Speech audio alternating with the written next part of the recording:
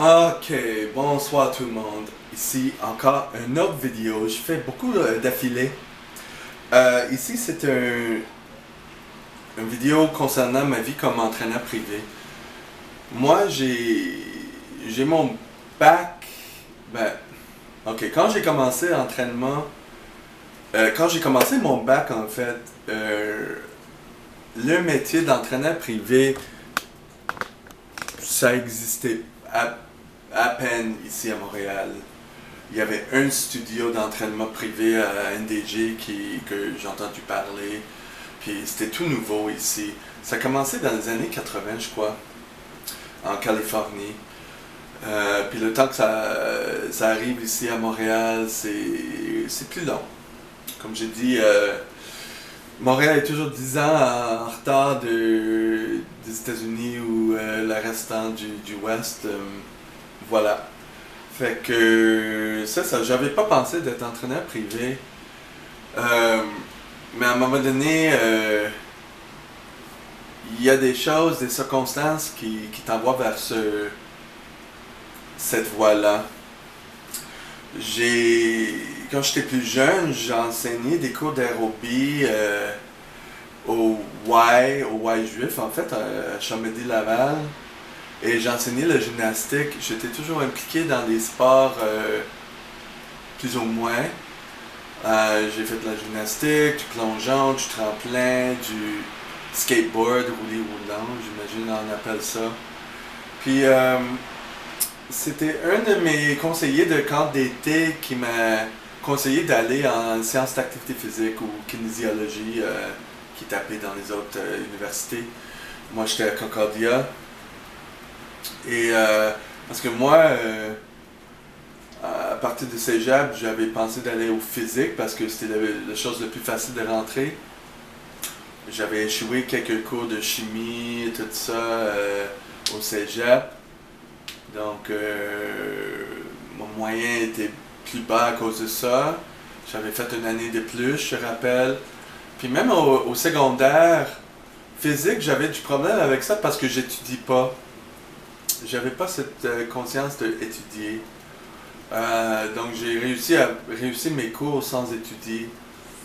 Euh, un problème de focus, je faisais beaucoup de choses à la fois. J'étais au Y pour m'entraîner, pour faire de l'activité. Je faisais toujours des choses sauf concentrer sur une chose. Et c'est toujours le cas. Mais voilà le cahier de bord, bullet journal.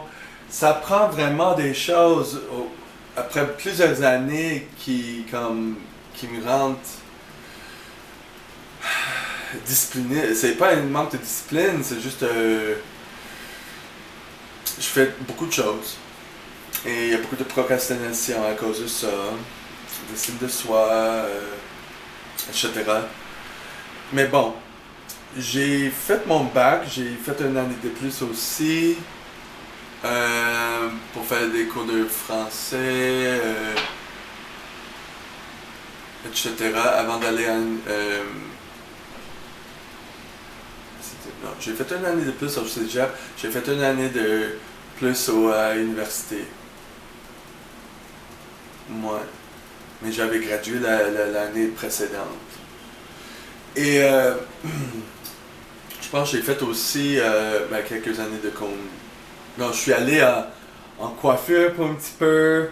J'ai pensé d'être dans la section labo pour créer des shampoings pour Redken. J'avais des idées comme ça. Je savais pas quoi faire. C'est juste quand je suis passé. J'étais 2 fois à un camp d'été pour des personnes juives. B'nai B'rith, je te rappelle. Puis il y avait un conseil de camp. Une année avant d'aller à l'université, quand j'ai dit que j'étais inscrit en physique, je l'ai vu parce que je travaille, je sais pas si je travaillais au Y, je fréquentais la piscine d'été pour faire des plongeons, des affaires comme ça. C'était bien avant que j'étais sur une équipe de plongeons. Mais euh, c'est lui qui m'a conseillé tu t'entraînes, tu t'aimes les sports, tu devrais aller en sciences d'activité physique.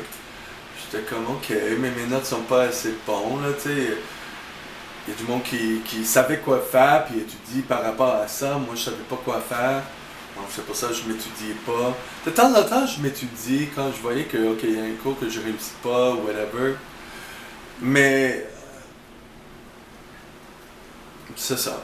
Fait que, ben, même à l'université, j'étudiais pas. Juste de temps en temps. Il y avait un cours d'anatomie que j'ai échoué. Et là, c'était comme, ok, j'ai passé tous les soirs à voir les cadavres pour apprendre des choses, puis là, j'ai réussi le cours. C'est ça, c'est un peu normal. Mais c'est ça, c'est lui qui a conseillé d'aller là. Donc, je suis allé voir la personne en charge, le directeur de ce programme-là. Il m'a dit, prends ces 3 cours d'intro. Si tu réussis d'avoir une C dans les cours, t'es dedans. Puis c'est ça qui t'est arrivé. Donc, mais c'est ça, quand j'ai eu mon bac, tu sais, il n'y avait pas de Nautilus avec... non, c'est pas vrai. Il y avait des gens qui travaillaient chez Nautilus dans mon bac, puis ils n'aimaient pas ça. Ils disaient que c'était comme travailler chez McDo. T'as pas de liberté, c'est tout... c'était tout contrôlant, puis t'es pas bien payé. Ça, c'est le domaine. Donc... moi, après ça, je suis allé à la coiffure en pensant que, ok, je vais faire ça. J'aimais les cheveux, j'avais les cheveux longs, j'ai voulu apprendre plus les cheveux. Mais j'ai travaillé un petit peu là-dedans, tu sais, en laveur des cheveux dans des salons plus haut de gamme, 2 de ça, je pense. Puis après ça, je travaillais dans des petits salons aussi. Je me suis rendu compte que, tu sais, en dealant avec les gens, je trouvais ça faux. Il y avait un salon où le monde était vraiment hétéro. Donc, les gars, moi, au niveau de sexualité, j'étais confus, pour dire ça. Et les gens là-bas étaient plus hétéro, les gars, et ils coiffaient les belles femmes pour cruiser. Et je suis allé dans un autre salon. Le premier était comme Coiffure de l'Avenir. C'est rendu une Coiffure Saint-Laurent sur proche de métro Namur ou de la Savane, je crois. Sur je sais pas c'est quoi cette rue. C'est Descarrés, je crois. Puis l'autre, le salon est toujours là, je l'ai vu dernièrement, c'est Coiffure Platine. J'avais fait comme 3 mois là, temps plein. C'est la première fois que j'ai quitté la maison. J'ai quitté la maison très tard. Parce que je m'entraînais, je mangeais, je faisais rien. C'était une autre affaire avec mes parents là. Et j'ai dit, ok, si ma vie est gâchée, je veux rien faire. Donc je m'entraînais, je mangeais, j'ai pris de la masse.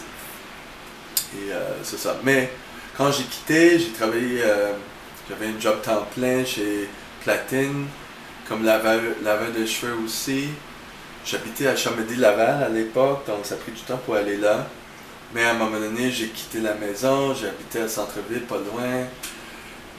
Mais à ce temps-là, c'était comme... ça n'a pas bien marché. Je me suis rendu compte, après plusieurs autres petits job-ins, que j'aimais pas les cheveux d'autres personnes, j'aimais juste mes propres cheveux. C'est comme un petit peu comme quand j'étais plus jeune, j'ai pensé d'être fille. Si tu checkes cette vidéo-là, c'est pas ça que j'aimais, c'est que j'aimais me couper les cheveux, traiter les cheveux, avoir les cheveux longs pour réussir, parce que j'ai les cheveux longs, mais j'ai des cheveux qui s'abîment très facilement. Et comment prendre soin de ça? Donc j'ai voulu l'apprendre pour moi-même. Et c'est la même chose pour travailler en coiffure. Je raconte, il y avait, je rappelle, il y avait un monsieur, quand il m'a vu sur Fugue, si tu vois l'ancienne vidéo, le premier couverture, j'étais à une expo de coiffure et j'ai rencontré un autre coiffeur, Puis là, il dit, il faut que tu choisisses, c'est-tu entraîneur ou c'est-tu coiffeur? Puis il faut que tu tiens ton look pareil parce que c'est ta carte d'affaires, tout ça. Il m'a dit là, toutes sortes du bullshit dans le fond, ce qu'il avait dans sa tête. C'est ça, mais finalement j'ai choisi entraînement. Comment c'est passé, c'est que j'ai pas pu trouver un job. J'ai pas pu trouver un job, ni... Je pense que cette vidéo va être assez longue. Je pensais de montrer des photos des annonces que je faisais pour Feu quand j'ai ramassé la clientèle gay, mais je pense que ça va être une autre vidéo. Parce que là, j'ai des choses à raconter, ça fait des années. J'ai pas pu trouver un job. Tant que tu as un bac, puis j'ai travaillé dans des super belles jobs, dans des dépanneurs. Ma job favori était dans le station-service Sunoco comme caissier. Je faisais pas la nuit, mais beaucoup de chiffres. Et j'adorais ça. J'adorais les autres employés. J'avais des amis, c'était bien. Il y avait une période où j'avais des amis. Mais c'est ça, quand j'ai recommencé le plongeon temps plein, j'ai pas pu aller à ce job-là qu'une fois chaque 2 semaines. Puis c'est sûr, la gérante n'a pas pu me le garder. Mais je l'ai aimé beaucoup. Mais aussitôt que j'ai eu mon bac, j'ai pas pu trouver un job. Je savais pas que quelqu'un qui t'engage, il veut pas que tu vas ailleurs. Donc si tu as une éducation, une autre éducation, puis c'est sûr que tu vas quitter quand tu as un job qui arrive dans ton domaine. Donc il veut quelqu'un qui a besoin de ce job-là, qui va rester longtemps. Là, je le sais maintenant parce que j'ai eu des entreprises. Mais c'était très difficile. Même à l'époque, d'avoir les cheveux longs, tu peux pas avoir un job au McDo. Tu peux pas avoir un job. J'avais un job que j'ai eu dans un resto, puis la femme en charge voulait que je reste en arrière parce que j'avais des cheveux longs. Tu sais, à l'époque, c'était les cheveux longs pour les gars, ça marchait pas. Puis, c'est ça. Qu'est-ce qui s'est passé? J'avais pas de job, quoi faire. J'ai commencé à faire un petit peu... j'étais dans ça pour un petit peu parce que un ami de l'école secondaire était une année avant moi, mais à l'époque, on s'assoit en face de la porte et je les voyais pendant des années. Il straight là, mais on s'est parlé quelques années après. On s'est jamais parlé durant l'école secondaire, mais on s'est vu, puis là il commence à ouvrir, il me parle. Peut-être parce que j'étais musclé, il parlait de ça, puis à un moment donné, il parlait de... Ben, vas-y au campus ou quoi. Tu sais, son ami fait ça pour faire de l'argent, parce que là, je restais plus chez mes parents. Puis, c'est ça. Donc, quoi faire. J'ai voulu ménager l'argent. Fait que là, j'ai commencé à faire ça les dimanches seulement. J'ai pas fait d'Adonis, j'ai pas voulu être trop vu, mais j'ai fait ça chez... J'ai pas fait ça chez Campus, j'ai pas voulu être trop vu, mais j'ai fait ça à Adonis les dimanches. J'ai fait ça pendant 3 mois, je pense. Puis j'ai sauvé de l'argent avec ça, c'était facile. C'est là que j'ai appris que, ok, je peux être quelqu'un social à côté des personnes, tout ça. Parce que j'étais élevé d'être isolé. Si tu vois la vidéo de mes parents... C'est quoi l'autre vidéo? Si tu fouilles les anciennes vidéos, mais je pense au niveau de mes parents ou quoi. J'étais élevé pour être solitaire. Tu sais, quand tu es élevé de même, c'est très difficile à en sortir de ça. Oui, je suis introverti, mais d'après moi, c'est un peu forcé aussi à cause des événements. Bon, bref. Finalement, j'ai arrêté de danser, ça me tentait pas. J'avais un chum, mon premier chum à l'époque. J'ai déménagé avec lui. C'est sûr que ça n'a pas marché bien, mais quand même, si vous écoutez l'histoire de à Los Angeles, c'est un peu la même chose, tu sais. J'essaie de me manœuvrer à quelque place, pas trop savoir quoi faire, mais je suis allé au gym quand même tout le temps. J'avais mon bac, mais je savais pas quoi faire avec ma vie, puis soudainement, j'habitais à La Salle, parce que mon chum habitait à La Salle, fait que soudainement, j'ai vu une pancarte ou une affiche ou un dépliant au sol, quelque chose qui était subventionné gouvernemental pour trouver un emploi, un club pour trouver un emploi. Même avant ça, quand j'étais mis dehors du platine, j'étais pas admissible pour l'assurance chômage parce que ça faisait en bas de 3 mois que je travaillais là. Et j'ai même pas été capable d'avoir de bien-être social non plus. Tu sais, j'étais comme pris. Je vais aller dans mes épargnes, puis là, je suis pas capable d'avoir un revenu. Un peu comme la situation là, pour la transition en ligne. C'est à venir. Mais c'est ça, avec le club de recherche d'emploi,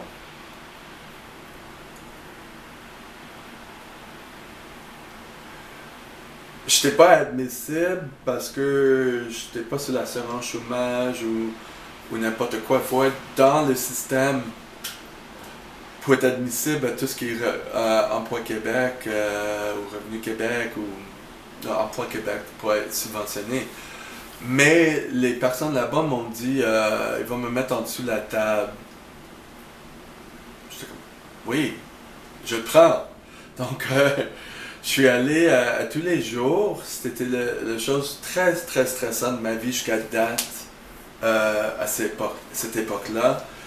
Il a fallu refaire le CV, il fallait aller voir dans le bottin, il y avait un bottin à l'époque, et de trouver des compagnies où tu veux aller travailler et de faire des rendez-vous pour des entrevues et de passer l'entrevue et d'avoir un job. Et c'était durant l'été. Et l'été, pour l'entraînement, les gyms, c'est pas fort.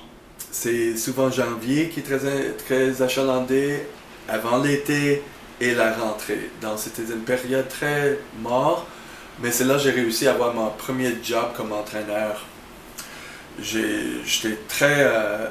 tant que quelqu'un m'a montré comment le faire, j'étais comme ok, je vais le faire. J'ai passé, on était là temps plein tous les jours. J'avais fait comme 11 rendez-vous par semaine. Puis, tu sais, c'était un programme de quelques semaines. J'ai eu plein des rendez-vous. Finalement, j'ai passé première entrevue chez Nautilus. Et j'avais d'autres aussi. Stade olympique, des affaires comme ça. J'ai passé beaucoup d'entrevues. Et ça me tentait pas d'aller aux prochaines entrevues de Nautilus parce que à cause de la réputation de Nautilus, c'est comme chez McDo, tu sais. Je serais pas très heureux là-bas, je sais. Je suis quelqu'un de très rebelle de toute façon. Et finalement, j'avais fait un appel au 456, Gymnase 456, qui est dans le sous-sol d'une... Son nom, sur la rue Gauchetière, il n'existe plus maintenant, c'est fermé, c'est des bons lits, tout ça. Mais je sais pas, je savais que quelqu'un travaillait là, je sais pas comment j'ai entendu parler de ça. Oh non, c'est quand j'ai eu mon job, j'ai entendu parler. Il y avait quelqu'un qui travaillait les clubs, qui était straight, qui avait une grosse attitude, de nombril du monde. Je pense que son nom était Régent Thomas. Il était bien sur les stéroïdes. Tu sais, dans le monde gay, c'est... on entend parler des gens qui font des réputations. Mais j'ai eu une entrevue là-bas, puis j'ai eu le job. Mais il m'a demandé comment je veux pour payer, puis je savais pas combien de paye j'en ai besoin à vivre, puis combien de paye un entraîneur accepte. Tu sais, j'étais comme un petit peu plus que salaire minimum, puis ça me conviendrait. J'ai pas pensé d'entraîneur, j'avais pas ce concept-là dans la tête. J'étais nul avec ça. Mais le job était bon, j'ai resté là plusieurs années.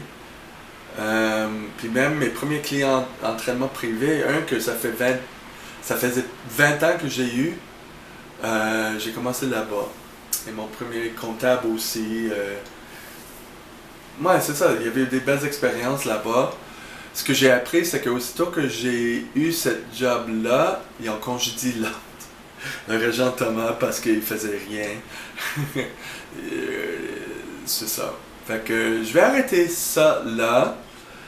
Et peut-être je vais faire une suite de ça. Mais pour l'instant, si vous voulez avoir la suite jusqu'à présent, faites-moi signe parce qu'il y en a bien plus que ça. Faites-moi signe sur les commentaires. Je vais faire une autre vidéo sur ma vie comme massothérapeute.